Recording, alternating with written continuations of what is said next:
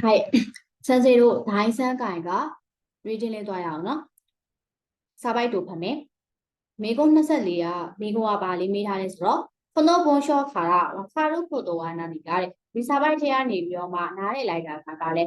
မိကုန်းဖတ်ပြီဆိုလို့ရှိရင်စာပိုက်ကိုသွားဖတ်မယ်နော်စာပိုက်ရဲ့ခေါင်းစဉ်ကပါလဲဆိုတော့ဘဲတူကို usurimas ဆိုတာကဘာလဲဆိုလို့ရှိရင်အမှသူချွေးလေးနဲ့ပေးထားရပါတော့အဲ့ဒါကဘာလဲဆိုတော့တဲ့ကြည်ပုံတော့မချိမုံတို့ကိုပိုင်ဆိုင်ထားတဲ့အရာတွေကိုဒါတဲ့ကာနီအခက်ဒါတွေတရားရောက်ကိုပေးတာတော့ဟိုရှိဟိတုံနီလိုချင်တဲ့သူတွေကိုဥဒါတွေစတို့ရောင်းတာလို့လုပ်တယ်ဆိုတဲ့ဟာအဲ့တော့ပြောမယ်ဆိုရင်ကတော့အဲ့ရာကိုရောင်းမယ်ပေးမယ်ဆိုတဲ့ခေါင်းစဉ်အရာပေါ့နော်ခေါင်းစဉ်ကိုဖတ်ရမယ်အဲ့တော့အောက်မှာဆိုလို့ရှိရင်စာပိုက်ကနေကဆွနေတဲ့ဟိကိုရှိကိုကျော်သိစတေးလို့တတ်မယ်ပေါ့နော်2လပိုင်းမှာအင်ပြောင်းမယ်ဆိုပြီးတော့မှအစီအစဉ်နေတာကြောင့်今使っているペットを安くお譲りしたいと思います。အခုလက်ရှိသုံးနေတဲ့အိယာကိုပေါ့နော်ဈေးသက်သက်နဲ့ရောင်းချင်တယ်လို့တွေးနေပါတယ်။ကောမန်အန်တဲ့ရန်9000နဲ့ဖတ်တာခီနောဘက်တို့ကိုဝယ်ထားခဲ့တဲ့ဒီတက်တာအိယာကိုတဲ့ဘာလဲဆိုရင်ချီရောခီကန်ဝပြီးတော့သုံးထားတဲ့အချိန်ကာလအပြင်ကကျတော့နိနန်တဲ့2နှစ်ဖြစ်တယ်။အဲ့တော့ဂျော်ဒိုင်းလေးတိုကင်းလေးမွန်တိုင်းဝါအာရီမာဆန်ကဆိုတော့အချိန်နဲ့အပြင်ကလည်းအထူးသဖြင့်ပေါ့နော်ထူးထူးခြားခြားကြီးအရင်အဲ့လိုမျိုးပြဿနာမရှိဘူးပြီးတော့ရှင်းဟင်းတို့ဦးနာကြီးရောနာမှုတို့ပြီးတော့ပစ္စည်းအသင်းနဲ့တူညီတယ်ဘာလဲဆိုတော့တူညီတဲ့ပစ္စည်းကိုတဲ့ကောခိဘုံတော့ခတာနေဝတူညီတဲ့ပြောမယ်ဆိုလို့ရှိရင်ပစ္စည်းအသင်းနဲ့တူညီတဲ့ဟာကိုဒီလိုချင်တဲ့သူတွေဆိုလို့ရှိရင်မန်းစုပ်ကိုရှိတဲ့ဤတတခင်းတိုင်းခမို့ရှိတဲ့မဆန်ဆိုတော့မန်းစုပ်ကိုဆိုရင်တော့စိတ်ကျင်တဲ့ဘွယ်ဖြစ်ကောင်းဖြစ်နိုင်တယ်စိတ်ကျင်တဲ့ဘွယ်ဖြစ်ကောင်းဖြစ်နိုင်ပါတယ်တဲ့မာတာပစ္စည်းအသင်းနဲ့တူညီတဲ့ဟာကိုပဲလိုချင်တဲ့သူတွေအတွက်ဆိုရင်တော့တဲ့အမန်းစုပ်ကိုရှိတဲ့တတခင်းတိုင်းဆိုရင်တော့စိတ်ကျင်တဲ့မှုမရနိုင်တာเนาะမရနိုင်တာမျိုးဖြစ်ကောင်းဖြစ်နိုင်တယ်မာတာနောက်ထပ်တဲ့ဝါတာရှိသောအပတုံမှာတဲ့9ရက်တိုက်ခံအထိတိုရီနီတေတတခဲတို့ခတာနိဆိုရင်ကတော့ယူဖို့အတွက်လာပေးတဲ့သူတွေကိုဆိုရင် o usually ရှိတိုင်းတို့အမွေမှာလူတွေကိုပဲရောင်းချင်ပါတယ်တဲ့ဆိုတော့ဘဲတုံတော့ဟိုကနေအဲ့ရပြင်တခြားဒီ race ကိုရည်တဲ့တရားတွေထဲပြီး TV ထဲဖို့လို့ဆိုပွဲစားတဲ့ဟာတွေလည်းပဲရှိပါတယ်ခူကအသေးစိတ်ကတော့တဲ့ဒီတနာခါပေါ့နော်အဲ့ဒီဖုန်းနံပါတ်ကိုတဲ့မှာတဲ့ဂေါ်ရန်ရာကူတာဆိုင်တနာကဖုန်းနံပါတ်အဲ့ဒီဖုန်းနံပါတ်ကိုဆက်သွယ်ပေးပါလို့ပြောထားတာเนาะအဲ့ဒီမှာသူကဘလို့လူရောင်းမှလဲဆိုလို့ရှိရင်လည်းသူကအပတုတ်ထီလာပြီးတော့ယူပေးတဲ့သူကိုပဲရောင်းချင်ပါတယ်လို့ပြောထားတယ်เนาะအပတုတ်ထီပဲအပတုတ်ထီလာယူပေးတဲ့သူကိုရောင်းချင်တယ်လို့ပြောထားတယ်အဲ့ဆိုရင်အဖြေ1နဲ့3လေးတွေကဖတ်ရအောင်ဘဲတူအိုးတဲ့ food theory အစုခုခောက်ဖို့တို့ကတက်ခီတို့အဲ့ရာကိုပုံမှန်တန်း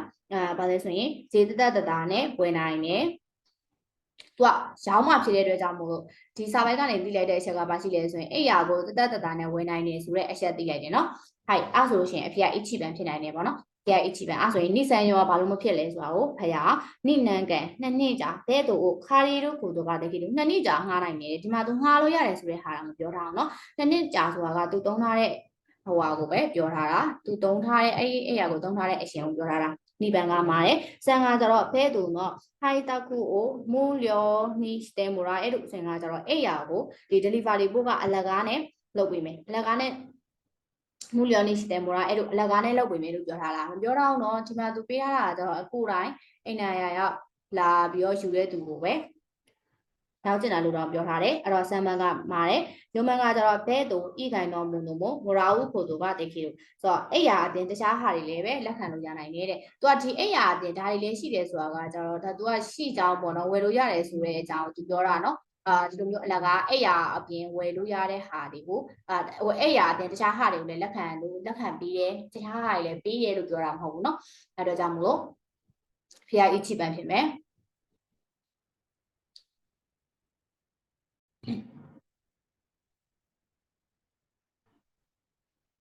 ဟုတ်ပါနော်ဟောဝါ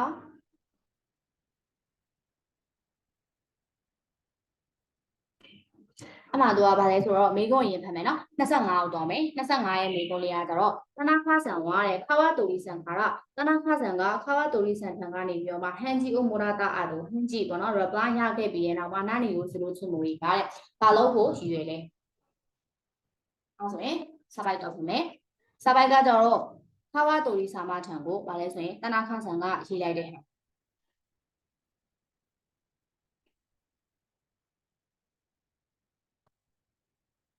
တော့အမစန်ဂျစ်စုကမနေ့ကတဲ့စကဲဂျူရူအိုခါရှိအီတတာခီဆိုရင်တော့ဟောဆုစုကေစုဆိုတာက suitcase ပေါ့နော်luggage ကိုတဲ့ငှားပေးတယ်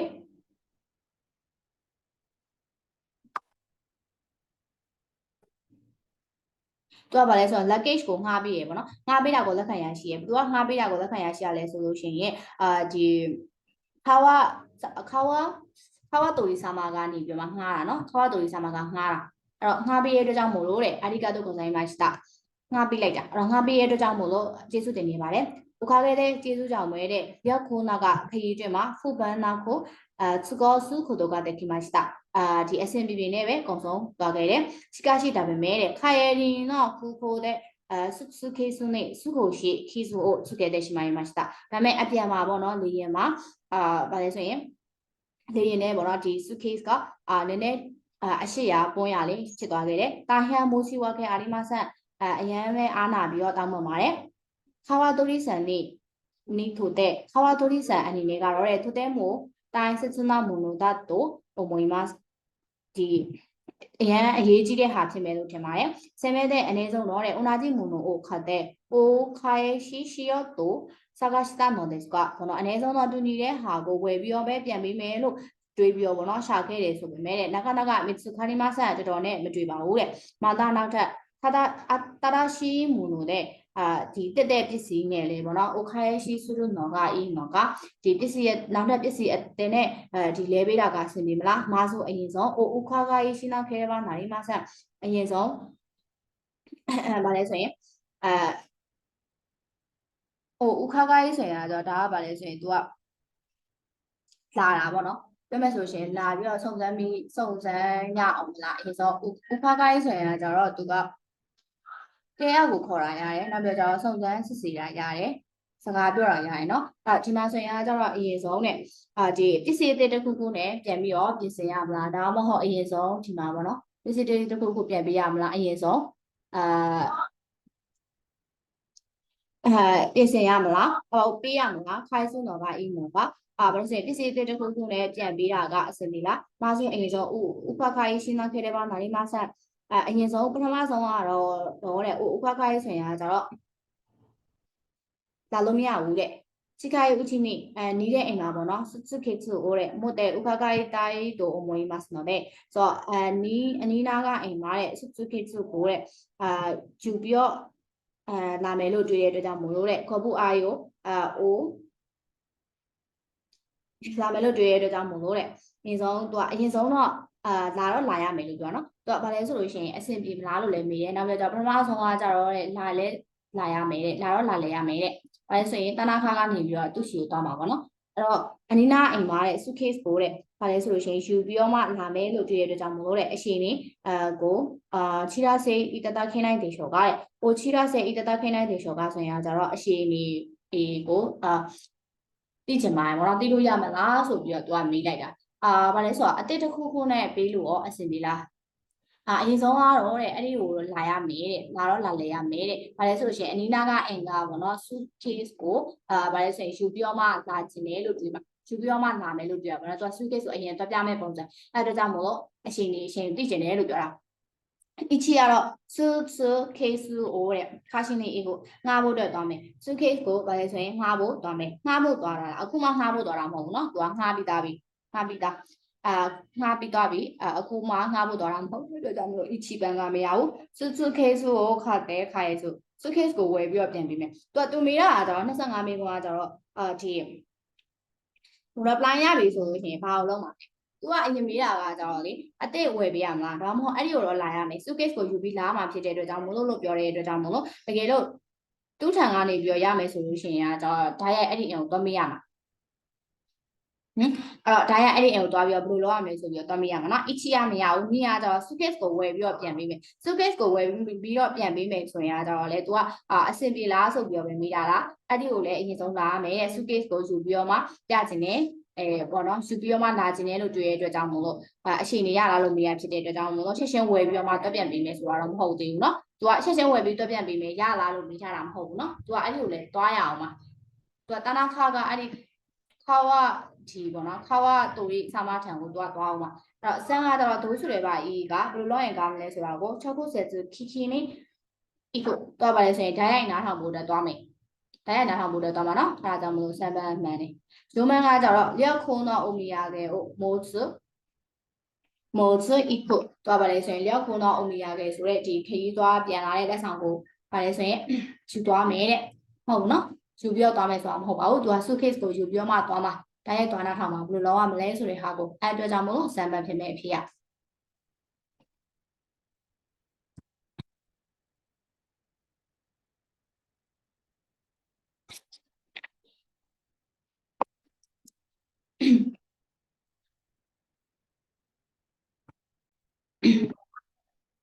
ဆမ်ပန်ကသူကဗာလဲဆိုလို့ရှိရင်ဒီကိုရကားတဲ့ခုတုံးမုံနေမိဘကခလေးတွေထံကိုခေတိုင်းတန်ဝါအိုမိုတာဆေတို့ပါအာခေတိုင်းတန်ဝါဒီဖုံးကိုဗာလဲဆိုရင်ကင်ခိုင်းတဲ့အခါမှာတဲ့နာနီကဒိုင်းကြီးသားတို့ခဏရတဲ့လူကတဲ့ဘာကအရေးကြီးဆုံးလို့တွေးလဲကလေးတွေကဒီဘာလို့မိဘတွေကခလေးတွေကိုဖုံးကင်ခွင့်ပြုလိုက်တဲ့အခါမှာဘာကအရေးကြီးဆုံးလို့ပြောတယ်တဲ့အဲ့ဆိုလို့ရှိရင်စာပိုက်ဖတ်မယ်နော်စမ်းကြီးဆိုမနေ့ကတဲ့ခိုးအန်းတဲ့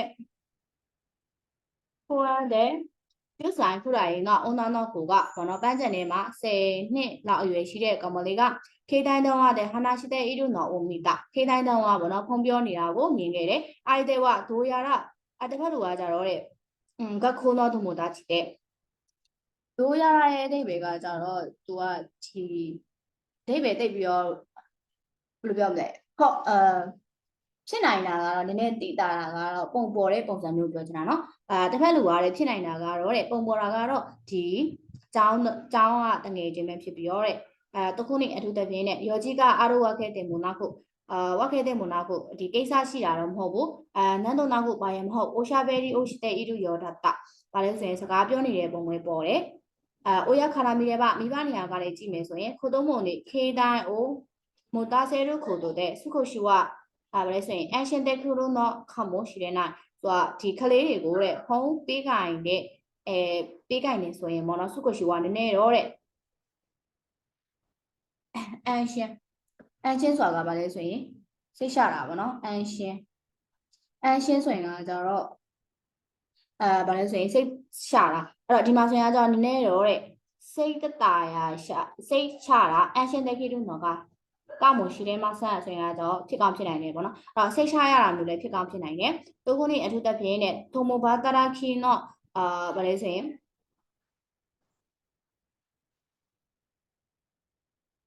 တိုမိုဘာတာရာခီနော်ဒီဖူ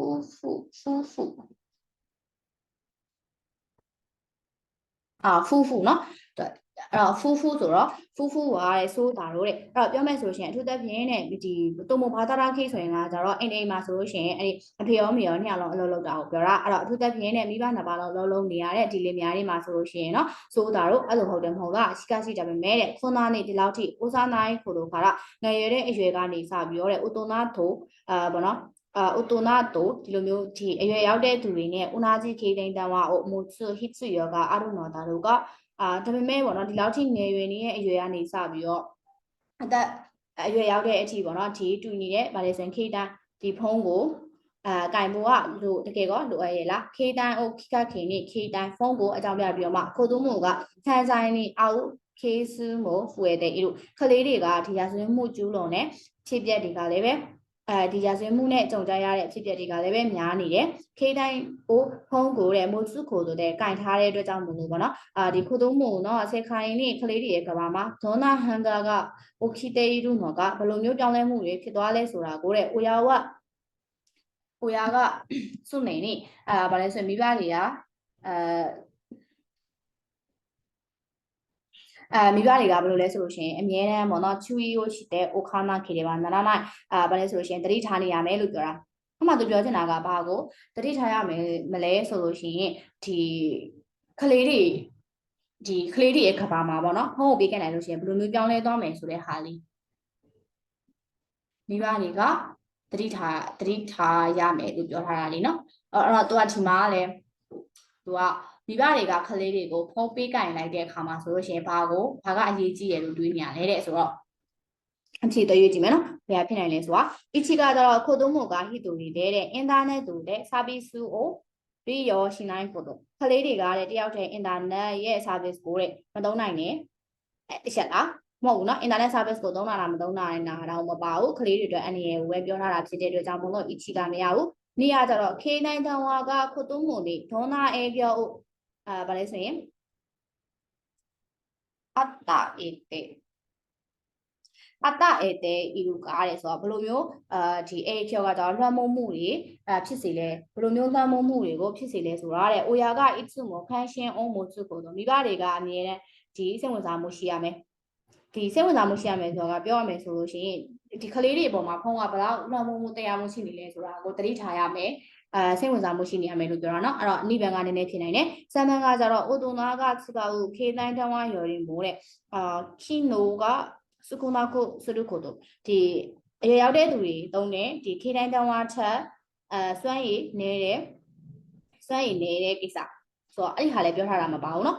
တော့ခေတိုင်းတဝါရဲ့စွမ်းရည်တွေပြောထားတာမပါဘူးပြောမှန်ကကြတော့အိုယာကဖူတာရီတုံမို့တဲ့ဟာတရာရီတဲရီတုခင်းနေမိဘတွေကတဲ့နှစ်ယောက်စလုံးပေါ့နော်အလုံးလုံးနေတဲ့အခါမှာဆိုရင်ကလေးတွေကတုံမိုတာချီတော့ရန်ရာကို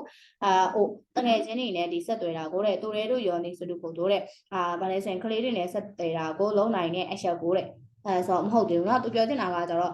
အဲ့ဒီကလေးတွေနဲ့ဆက်သွယ်တာကိုလုံးနိုင်တာကိုထည့်စဉ်းစားရမှာမဟုတ်ဘူးဒီဖုန်းပေးလိုက်လို့ရှိရင်တော့အဆင်ပြေတယ်ဒါပေမဲ့ဖုန်းပေးကန်လိုက်ရင်တော့အဆင်ပြေတယ်ဒါပေမဲ့အဲ့ဒီဖုန်းပေးကန်တာကဘယ်လိုမျိုးတရားမှုရှိတယ်ဆိုတဲ့ဟာကဒီမှာပေါ့နော်ကလေးတွေရဲ့ကဘာမှာဘယ်လိုမျိုးပြောင်းလဲမှုတွေဖြစ်နေလဲဆိုတာဟာကိုချွေးတဲ့ဘုခါနာဖေးဘာနာရာနာသတိထားရမယ်လို့ပြောတာဖြစ်တဲ့အတွက်ကြောင့်မို့အဖေအနိဗ္ဗာန်ဖြစ်မယ်နော်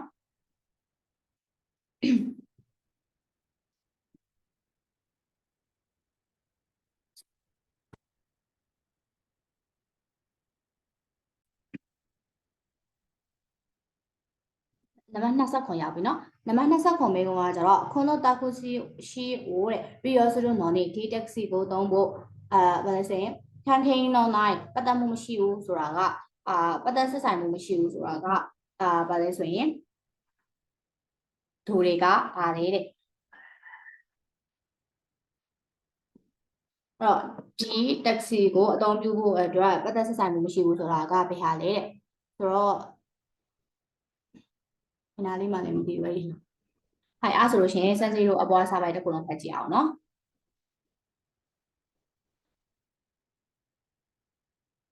တိုးရမရှိွားတဲ့တိုးရမရှိလားတိုးဆန်းမျိုးလားတိုးရမမျိုးလားဆိုတော့တိုး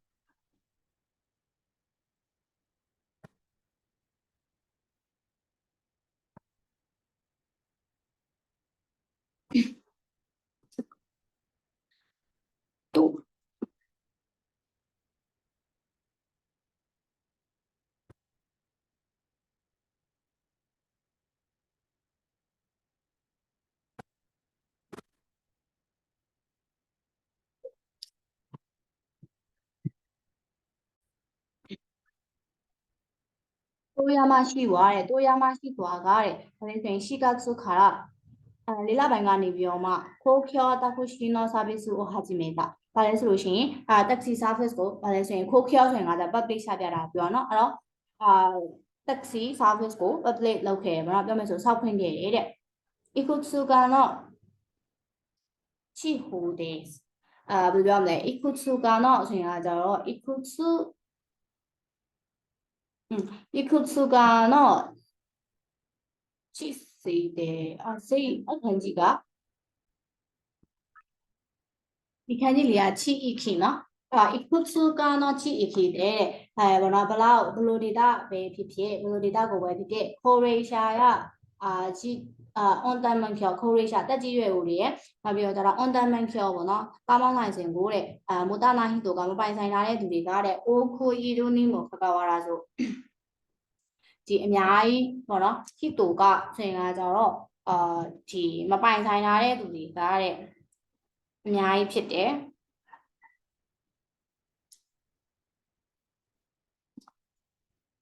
ဒီမှာသူကနိမိုခကဝါရာစုဆိုတဲ့ တေးပေကကြတော့သူကဘာလဲဆိုလို့ရှိရင်ဖြစ်တော်လဲလို့ဘာသာပြန်ရမှာနော်အဲ့မှာဆိုလို့ရှိရင်လူတွေကတဲ့အများကြီးရှိနေတယ်အသက်ကြီးရွယ်အိုတွေရဲ့နောက်ပြီးတော့ကျတော့ on demand care ကိုမပိုင်ဆိုင်ထားတဲ့သူတွေဆိုလို့ရှိရင်တဲ့အများကြီးရှိနေပေမဲ့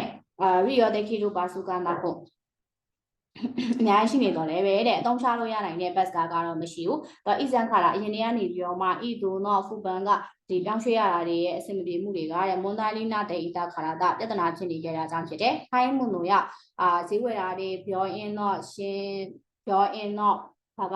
ရှုရှင်းပေါ့နော်ပြောအင်းတော့ဒီဈေးဝယ်တာတွေဆေးရုံပြောမှဆိုလို့ရှိရင်ဆေးစစ်တာတွေပေါ့နော်အဲ့ဒီဟာတွေမှာဆိုလို့ရှိရင်လည်းဒေဖာခဲလူတို့ကအဲ့လိုမျိုးလုပ်ဖို့အတွက်အပြင်ထွက်တယ်ဆိုလို့ရှိရင်လည်းပဲ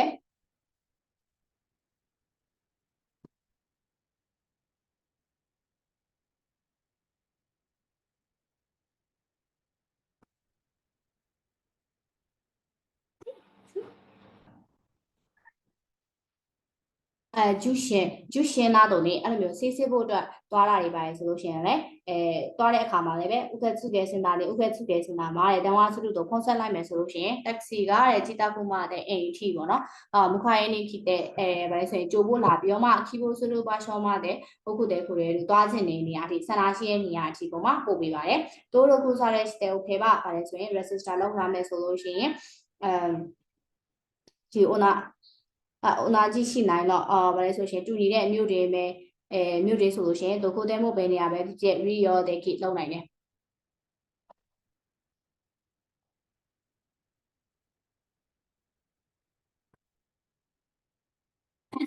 ဒိုးရှိနိုင်တော့ဒိုးရှိဆိုရင်ဒါတူနေတဲ့မြို့ဒိုးရှိနိုင်တော့တူနေတဲ့မြို့တွင်မှာဆိုလို့ရှင်ဘယ်နေရာပဲဖြစ်ဖြစ်စင်သုံးဖို့စင်ပြီးပြောမှဒိုလေးတက်ခဲ့ဒိုလေးတက်ခဲ့ဆိုရင်တော့ဘယ်ဟာလေးပဲဖြစ်ဖြစ်ပေါ့နော်နှုတ်တယ်မို့တက်စီသွားတယ်ပဲတဲ့အကိုင်းတစ်ချိန်လုံးမှဘာလဲဆိုရင်စမ်းပြဖို့အန်တိုယူပန်ရီစာတို့ဂျာဆူဆာကနေခိတာဆိုတော့တကြိမ်ကိုရန်300လူပဲကြားတယ်ဆိုတော့ဒီအဆင်ပြေမှုနဲ့ဘာလဲဆိုရင်ဈေးသက်သာမှုကတဲ့လူကြိုက်များတယ်တဲ့နေခိတာကြော်ကြရပေါ့နော်ခုံပက်ဆူခါလာဒီလကစပြီးရောတဲ့မြို့ရဲ့ဟုံမှုပဲကြီးခါလာမို့ဟုံမှုပဲကြီးမှာလည်းပဲရရခုလုံနိုင်တဲ့အတွက်ကြောင့်မလို့တဲ့ပို့ပြောမှအဆင်ပြေလာပြီတဲ့အဲ့တော့ဒီမှာဒီတက္ကစီကိုအသုံးပြုဖို့အတွက်ပေါ့နော်အသုံးပြုဖို့အတွက်မတက်ဆိုင်တာကပါလဲဆိုလို့ရှိရင်အချီဘန်ကကြတော့ဒီဘာလဲဆိုရင်ဥက္ကဋ္ဌပဲစင်တာမှာဖုံးဆက်မယ်အဲ့မှာသူပေးထားတာကပါလဲဆိုရင်ဥက္ကဋ္ဌပဲစင်တာမှာဖုံးဆက်ရမယ်ဆိုတဲ့ဟာကပါပြီးသားနော်ဥက္ကဋ္ဌပဲစင်တာမှာဖုံးဆက်လိုက်မယ်ဆိုရင်ဆိုတာကပါပြီးသားဖြစ်တဲ့အတွက်ကြောင့်မို့လို့အချီဘန်ကမရတော့နော်ဥက္ကဋ္ဌပဲစင်တာမှာဖုံးဆက်မယ်ကြတော့နော်နောက်တစ်ခါကျတော့အင်တာနက်တုံမှာရရကူလုပ်လေအင်တာနက်တုံမှာရရကူကိုစုလို့ခေါ်တော့အင်တာနက်တုံမှာရရကူကိုစုလို့ခေါ်တော့ပေါ့နော်အင်တာနက်တုံမှာကြိုတင်ပြောမှဘာလို့မှလဲဆိုတော့အင်တာနက်မှာကြိုတင်ပြောမှရရကူလောက်ထားရမယ်ဆိုတဲ့ဟာသူကအမှကြိုတင်ပြီးရရကူလောက်ထားရမှာမဟုတ်ဘူးเนาะသူကဘာလဲဆိုတော့ဖုန်းမိုပဲကြီးကနေပြောမှရရကူလုံးနိုင်တာပြီးလို့ပြောထားတာကြိုတင်ပြီးရရကူလောက်ရမယ်ဆိုပြီးတော့မပါပါဘူးမပါဘူးဖြစ်တဲ့အတွက်ကြောင့်မို့လို့ဒီနည်းနည်းတော့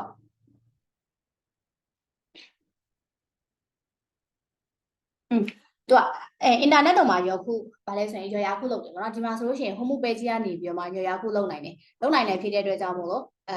ဒီလောက်ရမယ့်ဟာတွေမှာပါသွားဖြစ်တဲ့အတွက်ကြောင့်မို့လို့နေရမှာရနော်သူပေးထားတာကကျတော့မသက်ဆိုင်တဲ့ဟာကိုပေးရနော်မသက်ဆိုင်တဲ့ဟာဆိုတော့ဆမ်မန်ကကျတော့ Rio ရှာတိုးတို့ကိုဆိုလို့ကိုတိုးတယ်ဒီအတော်မျိုးမဲ့သူတွေကတိုးတို့ကိုလုပ်ထားရမယ်ဒီမှာပေါ့နော်အတော်မျိုးမဲ့သူတွေကတိုးတို့ကိုလုပ်ထားမယ်ဆိုရင်ဖြစ်တဲ့အတွက်ကြောင့်မို့ဆမ်မန်လည်းမရတော့ဘူးဂျုံမန်ကကျတော့ taxi ခိုင်းစားနေပါလေဆိုရင် run ကိုစုတို့ကိုတော့ taxi ခိုင်းစားကို run ကိုလုပ်ရမယ် taxi ခိုင်းစားကို run ကိုလုပ်ဖို့မလို့နော်သူကရရခုလုပ်မယ်နောက်ပြီးတော့ကျတော့ okay ပြင်ပါပဲ